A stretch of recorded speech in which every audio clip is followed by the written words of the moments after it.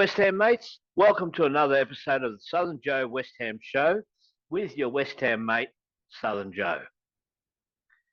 This will be a fast-paced show with recaps on our recent games against Newcastle and our arch rivals Tottenham Hotspur, along with a discussion about our high-priced loanee from the blue side of Manchester, Mr. Kalvin Philips. Let's go in chronological order. So because of the time difference between the UK and Australia, I don't get to see a whole heap of Premier League games live. However, this one I did get to see live because it started at 11:30 p.m. Saturday night, our time. This was our Hammers going up to visit St James Park, which is the home of Newcastle United. I did miss the first few minutes of this game because the Optus Sports app was playing silly buggers. Now, I've seen replays of the first penalty, which they scored from, and it was dodgy at best. I thought there was an interfering player on their side. It was an offside position. But anyway, I thought overall we were more than holding our own at an away venue that's hard to get a result at. Now, Antonio was calm and calculating in drawing us level, and the kudos goal just before the break was clever, and we were up at Oranges 2-1.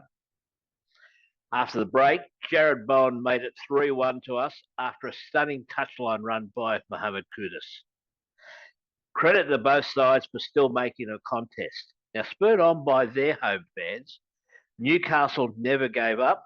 In fact, a way dodgier penalty brought the Geordies back into the game. Kalvin Philips was back in our defensive area trying to clear the ball. Anthony Gordon for them then sticks his leg in front of Kalvin's leg to catch it deliberately and create a penalty that should never been given. After much deliberation and probably pressure from the home crowd, VAR couldn't make a decision and left it up to the on-pitch ref Rob Jones to make the call from the monitor. And guess what? Penalty. So our lead was cut back to 3-2.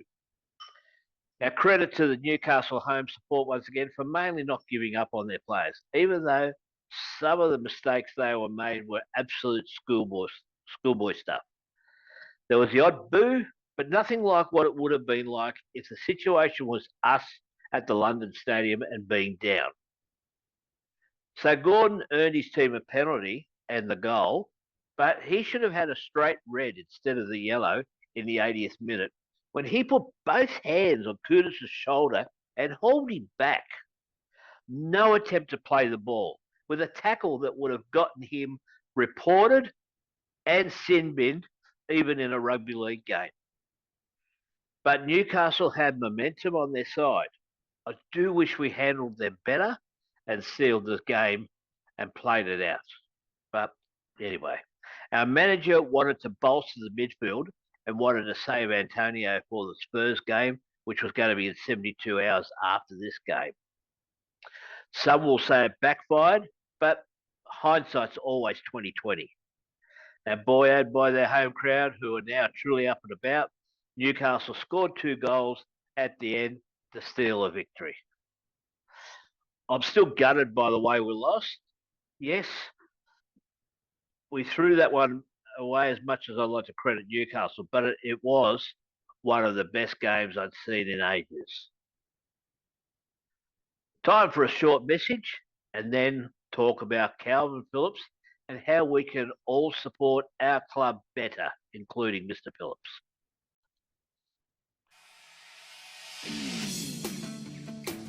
G'day, wrestling mates. This is your wrestling mate, Southern Joe, letting you all know that the latest episode of the Southern Joe Wrestling Show is now available on this YouTube channel. This latest episode features recaps on CM Punk's 2 latest stories, his promo work on Raw with Seth Freakin' Rollins and Drew McIntyre, and his sit-down interview with Ariel Helwani. There is also a major announcement that you will not want to miss. That's the Southern Joe Wrestling Show, which is available on this YouTube channel right now. Welcome back to part 2.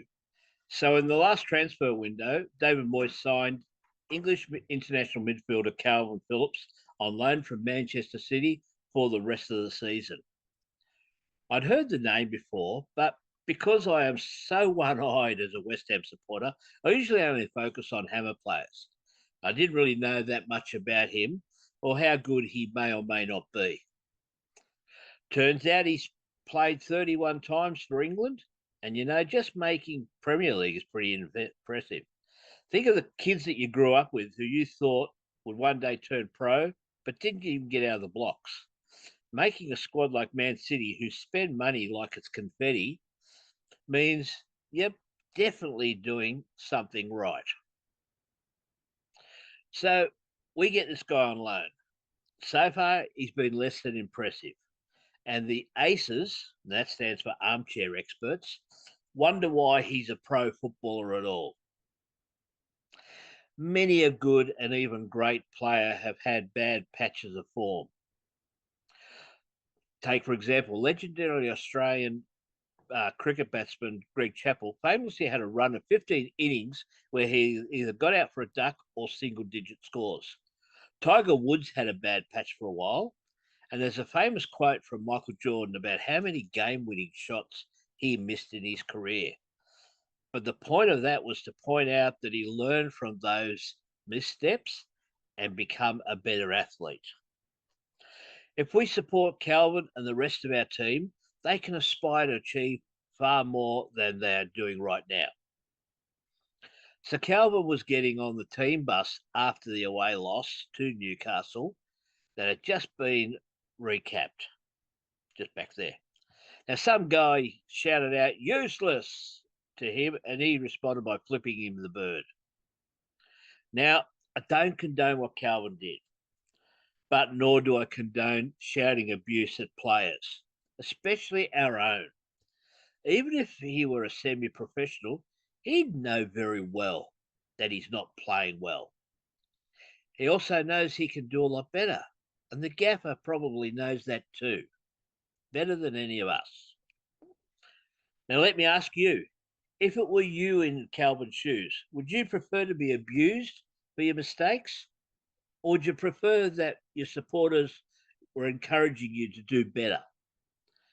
No matter what you might think of David Moyes or his staff or the ownership or any player that we have running around the pitch in our colours, my feeling is that we give them our full support while they're our player. That's regardless of whether it's on social media, seeing the players out and about, whether they're playing at the London Stadium or playing an away game, or if you see them stepping onto the team bus. Don't you think the players who know they played badly would rather hear something like, "I know you'll do better next game," or words to that effect? This is where the Newcastle crowd impressed me. Their players made some awful errors, and if we were lucky enough, we could have put 2 or 3 more past them. But that's the luck of the game. Let's get behind Kalvin and the team. Especially, I feel Kalvin needs to be taught a culture change, because right now he might not be in the best headspace. I think Kalvin needs to be benched some more, yes, and see how he responds as well. But we need to be better ourselves. Hashtag rant over.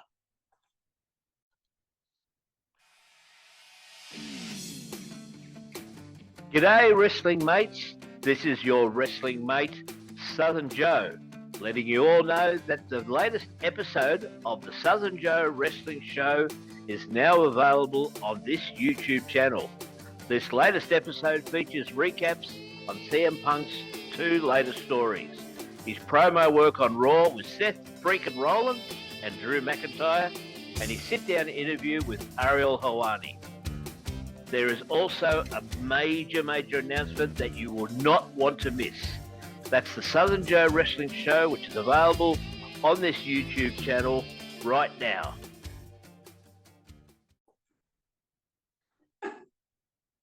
Welcome back to part 3 of this episode of the Southern Joe Wrestling Show. Well, 72 hours after our Newcastle trip, we were back at the London Stadium for a midweek stoush with our main rivals, Tottenham Hotspur. Now, admittedly, I didn't get to see the entire game, because it started 6:15 a.m. our time and during a weekday, and I had my day job. So I watched some extended highlights in a package. Was quite gutted to see the Hammers go down 1-0 early on to what was a pretty tame goal. But we responded quite well. Now, in Australia, we used to have a saying that our economy rode on the sheep's back because we exported so much wool, it was profitable. Well, our equaliser was off Kurt Zuma's back, literally from a corner. Instead of heading the ball into the goal, it came off his upper back. Either way, 1-1 at the London Stadium, and that was after 20 minutes. We more than held our own and even had a big chance to go ahead late in the game. Lucas Paqueta won a challenge right outside our defensive box, to which James Ward-Prowse pounced on it and hoofed the ball upfield for Mikhail Antonio to run onto. Antonio hit it straight into the Spurs keeper's grateful arms on the one-on-one. But please help me with this one. How far back does VAR go to disallow or allow a goal? The reason I ask is because it's been suggested by some on social media that if Mickey had scored, VAR may have ruled it out because they would have found that Paqueta's challenge was in fact a foul. Now that's debatable anyway, because I've seen harsher challenges, both paid and not paid. So can a goal be ruled out because of something that happened 80 metres at the other end? Please let me know the actual ruling in the comments, because I'd be interested to know. Now, this week we travel to Wolverhampton Wanderers' colourfully named stadium, Molineux Stadium. Wolves are only 3 points behind us with a game in hand. Now, if we can put together a sizable win, we can push for sixth place and be equal on points with current sixth place Man United, who currently have a 4-goal advantage on us in goal difference. It will be a tough game, as are all Premier League games. But then we travel to Germany on Thursday night, which will be early Friday morning Australian East Coast time, for the first leg of the Europa League quarterfinal against Bayern Leverkusen. Let's hope the boys can get another positive result and put the pressure on the German team for the second leg back at our fortress. Now, please like and subscribe to the channel and hit the notification dinger for updates. Share with your West Ham mates. Even if you don't agree with what I say, at least share with your mates and let them decide for themselves whether they like what I've got to say or not.